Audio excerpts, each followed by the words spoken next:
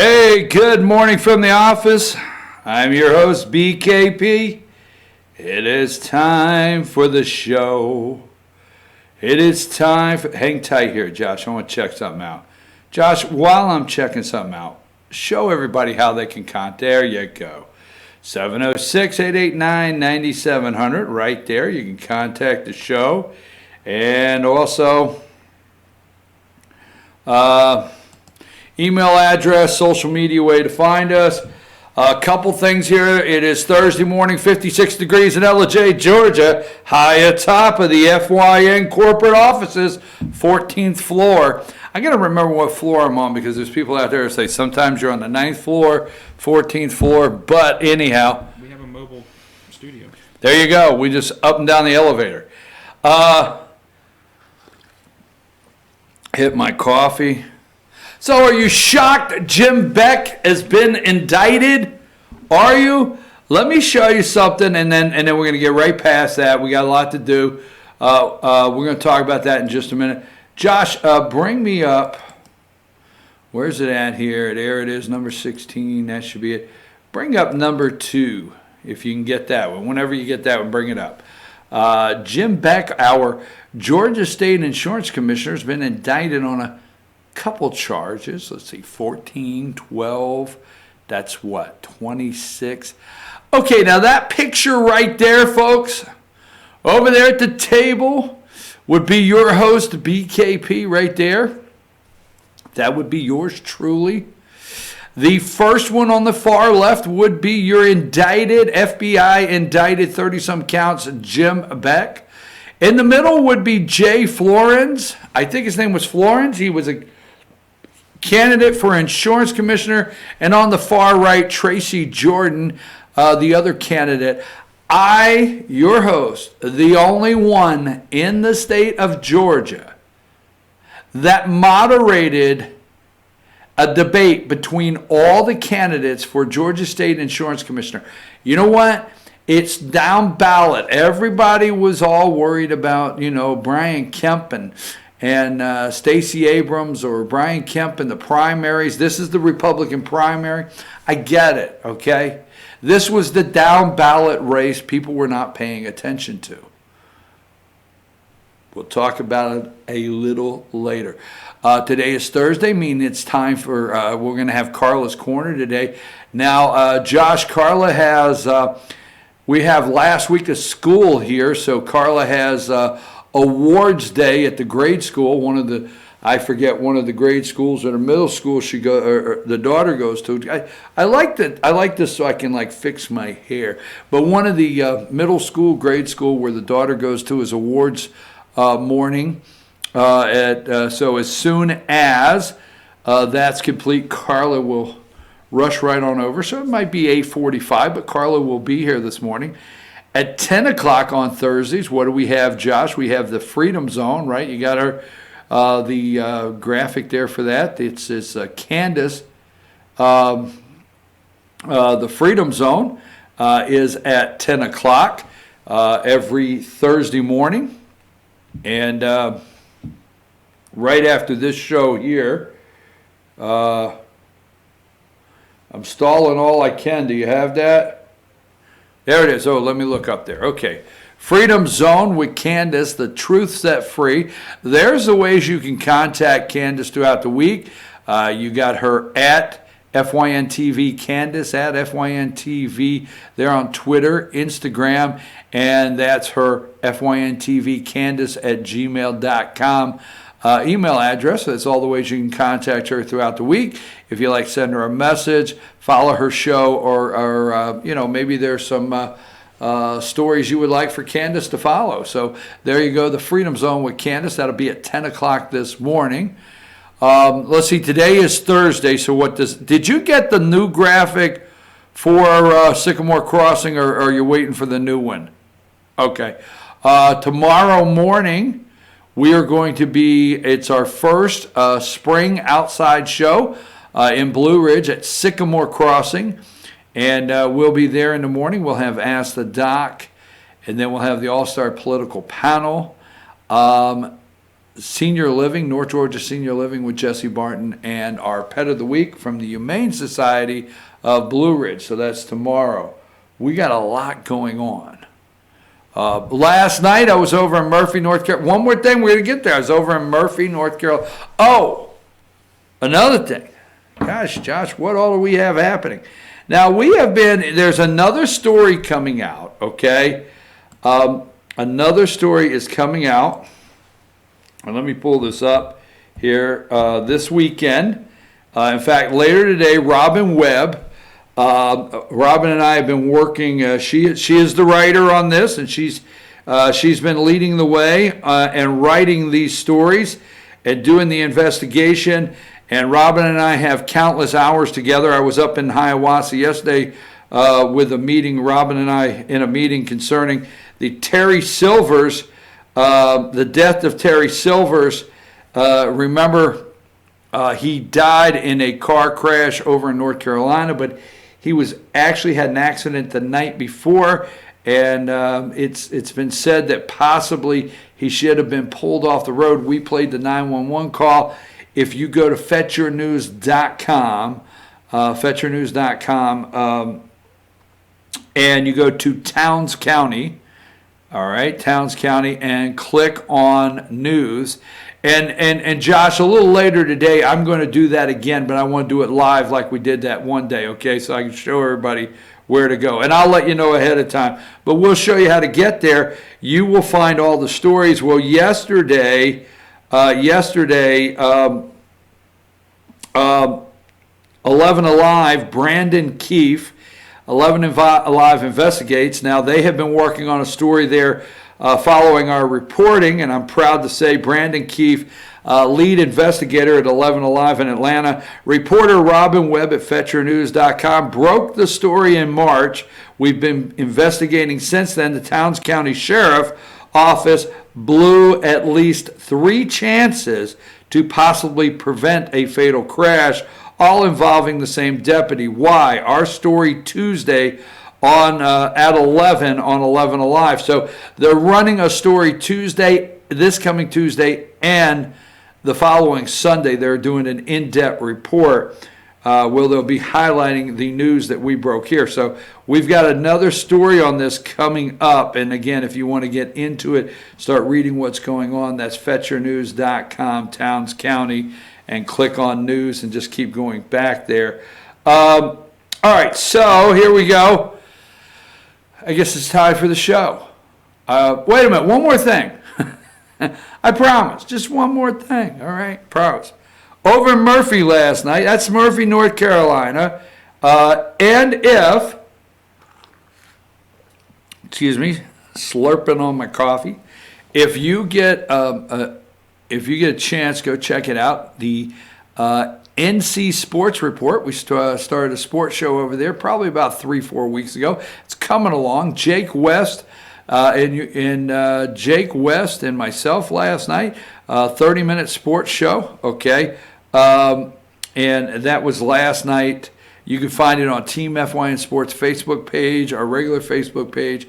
That's the NC Sports Report from Circuit World in Murphy last night for 30 minutes. We talk about all the Bulldog sports, and we're growing the Western North Carolina Sports Department and our reporting department.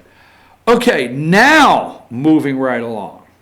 Okay, now we're going to get into just a moment.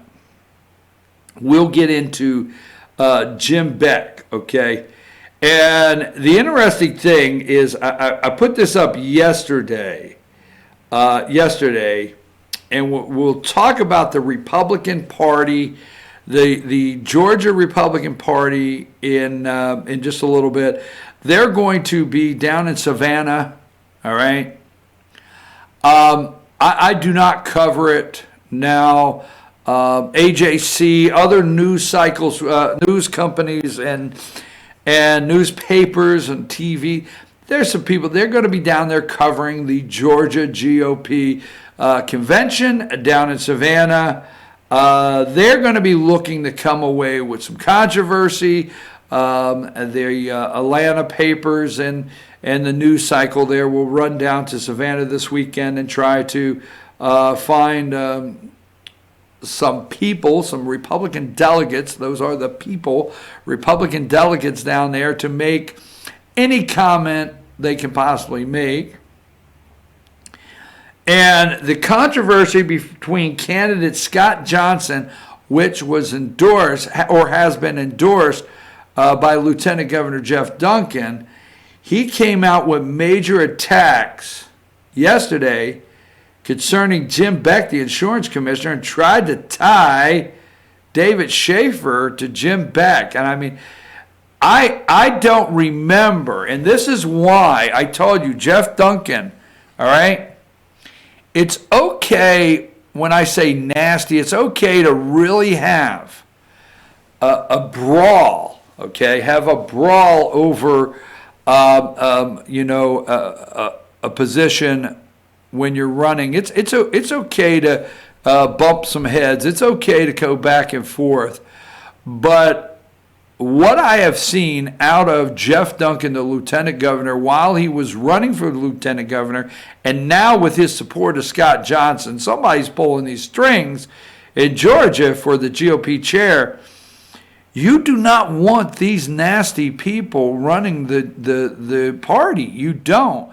Now, you might say, well, we need people with those kind of guts to go after the Democrats this fall.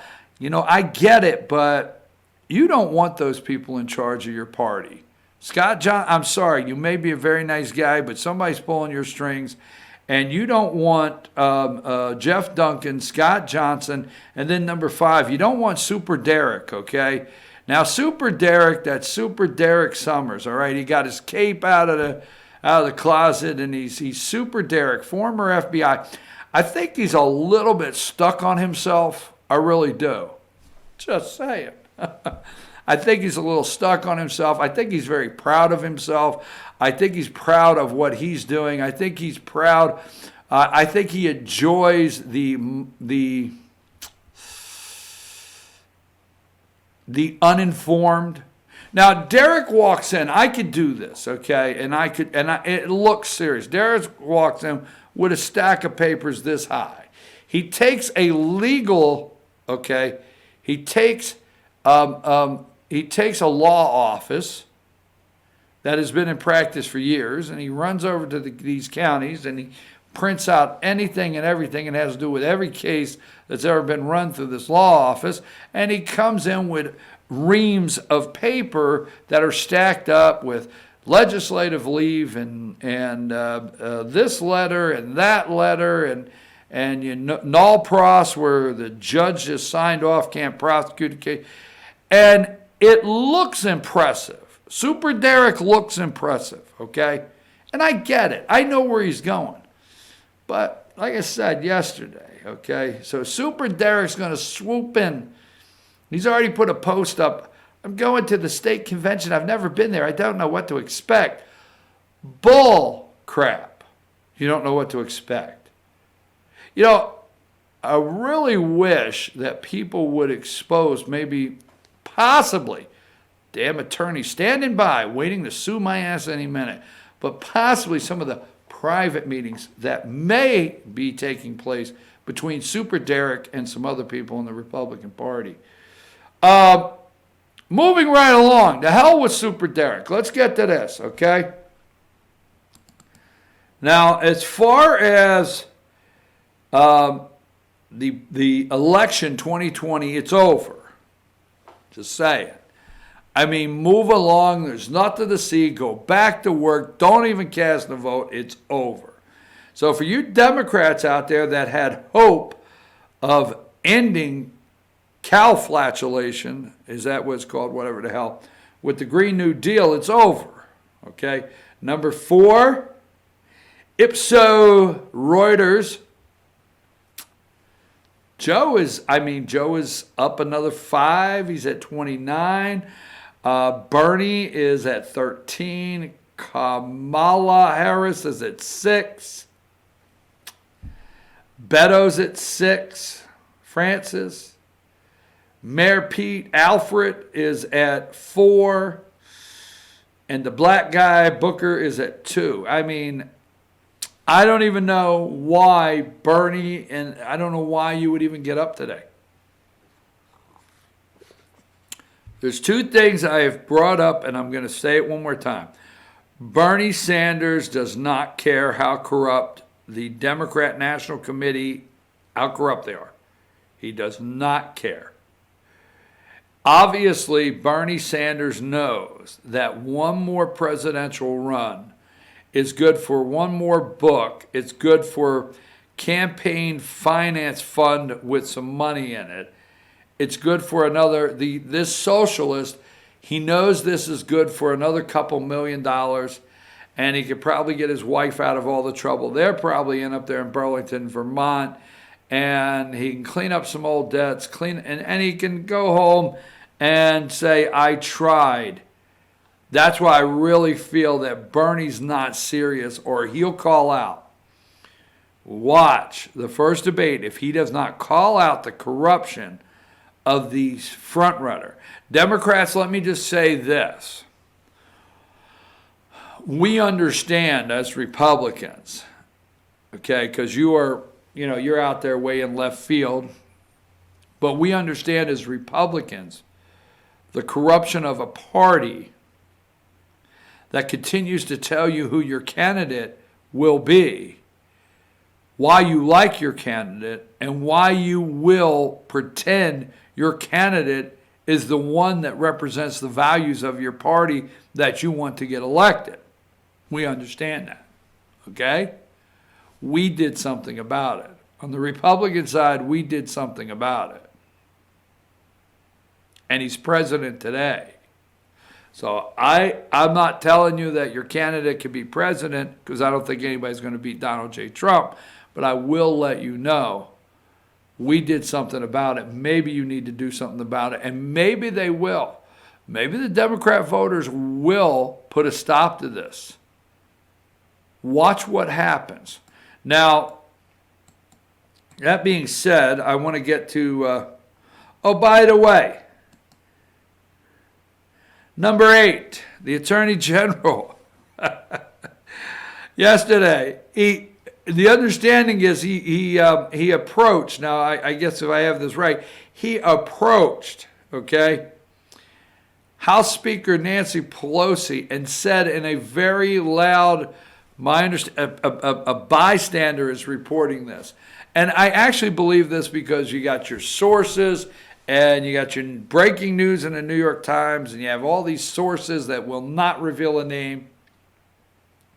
But this is just a bystander that's at the event, and says Barr, very firm and loud, said to, enough where people could hear it, said to the Speaker of the House, "Did you bring your handcuffs?" He's Attorney General Barr ribs Pelosi about contempt finding. Did you bring your handcuffs? I love it. All right. Now, a lot that we got going on today that we want to talk about, and let me get this. Oh, by the way, give the Ohio Hitler pose there, number 3. Kirsten Gillibrand, she is one of the 92 Democrat candidates there, number 3. She will be in Atlanta to talk about women's issues concerning abortion. Now, I understand from the President of the United States, Kirsten Gillibrand, she'll do about anything she has to for a campaign donation. I didn't say that, the President did. And then let's go to, all right, this was the 6 o'clock hour, and it was a 30-minute block. This was a full 30 minutes, and they're working on it. Now, obviously, now you know. I'm trying to look for the words because I don't want to be mean, but if you turn on MSNBC and you do not see that Joe Biden is getting ready to do his first campaign event, okay, rally in Philadelphia, and we'll talk about this after the break, and that they're in the works now in Philadelphia, creating a campaign event that will not be embarrassing. Okay? And that in doing that, running up to the event, the media have to build up Biden in Pennsylvania. They're setting the stage, no pun intended, right, for Biden in Philadelphia. So it's over. I do not even know why Donald Trump will even plan any campaign appearances in Pennsylvania. There's no need because it's over. They did a 30-minute block this morning. Give me number 13 there. Okay. Pennsylvania 2020 general election. Joe Biden's at 53. Trump's at 42. Bernie beats the hell out of Trump. Warren even beats Trump. Alfred there, he's 45 within the margin of error. And you get down to, everybody's beating the hell out of Trump except for Francis. I do not even know why Trump will even attempt to go to Pennsylvania. And I want you to show you because this is what the whole entire morning of the, and we're going to talk about abortion in Alabama. We're going to get to that this morning. I wanted to get to, I wanted to get to the two. There we go. I got it now. Give me number 7, okay? Biden trounces Trump in Pennsylvania. Just trounces him. Just kicks his ass. I'm your host, BKP. We're going to take a brief break. We're going to be right back. We're not done. Oh, Jim Beck's been indicted. Who knew that? Who knew that this guy, maybe I did. Maybe I knew. Maybe I came here and I said, hey, this Jim Beck guy. Maybe I did. Maybe I called the guy that goes on Facebook and endorses. I called this guy. He goes on Facebook and endorses everybody. And they're going to be the next greatest president. They're going to be the next greatest this, the next greatest that. And on and on. And okay, I get it, right? And this individual has Jim Beck up to Ella J, has a lunch to about 12 people to go and shake hands. And I called this guy up and I said, hey, I said nicely, you're making a mistake with Jim Beck. Well, I've already endorsed him. And blah. No, you're making a mistake with Jim Beck. You need to figure out who he is before you jump and put your name behind this guy. Oh, by the way, he's been indicted, 30-some charges, FBI, money laundering, fraud, the whole works. We'll talk about that.